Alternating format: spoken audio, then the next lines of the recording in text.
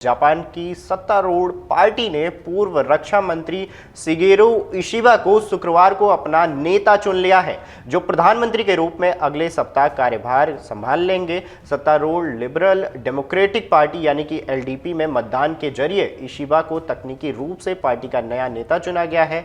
अगले सप्ताह संसद में प्रस्तावित मतदान में उनका प्रधानमंत्री के रूप में चुना जाना तय है, क्योंकि पार्टी का सत्तारूढ़ गठबंधन दोनों सदनों में बहुमत में है।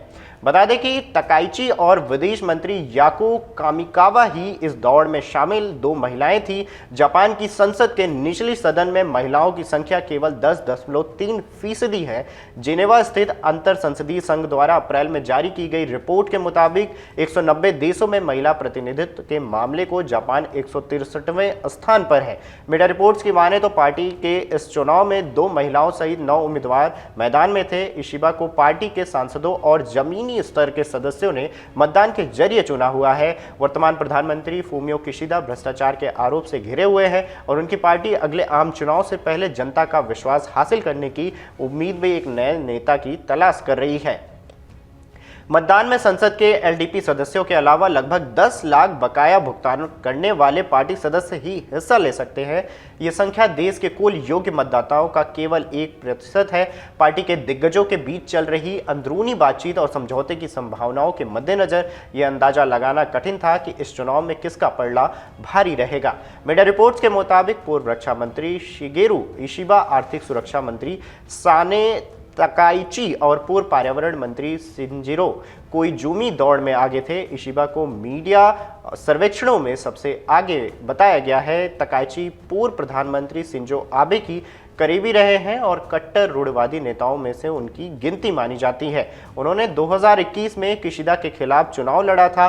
कोइजुमी पूर्व प्रधानमंत्री जुनिचिरो कोइजुमी के बेटे हैं। पिछले मतदानों में अक्सर पार्टी के शक्तिशाली गुट के नेताओं द्वारा नेता निर्धारित किए जाते थे, लेकिन इस बार 6 गुटों में से एक को छोड़कर सभी भ्रष्टाचार के आरोपों में घिरे हैं और आरोपों के बाद विलय की घोषणा की गई है। विशेषज्ञों के बीच व्यापक चिंता का विषय यह है कि जो भी चुनाव में जीते लेकिन उसे गुटीय समर्थन नहीं मिलता है, तो संभावना है कि जापान में एक बार फिर 2000 के दशक की वापसी हो जाएगी। वहीं 2000 के दशक में कई बार नेतृत्व परिवर्तन हुआ था और देश में राजनीतिक अस्थिरता देखी गई थी।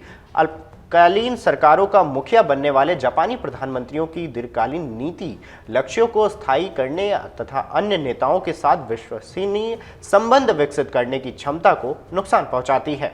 खबरों की माने तो मंगलवार को किशिदा और उनके कैबिनेट मंत्री इस्तीफा देंगे। एलडीपी के घोटालों के बावजूद मुख्य विपक्षी और जापान की उदारवादी झुकाव वाली कॉन्स्टिट्यूशनल डेमोक्रेटिक पार्टी अपनी स्थिति मजबूत बनाने के लिए संघर्ष कर रही है, लेकिन विशेषज्ञों का कहना है कि इसके नवनिर्वाचित नेता योशिहिको नोडा पार्टी के लिए एक रूढ़वादी बदलाव पर जोर दे सकते हैं और वो एक व्यापक राजनीतिक पुनर्संरचना को स्वरूप दे सकते हैं।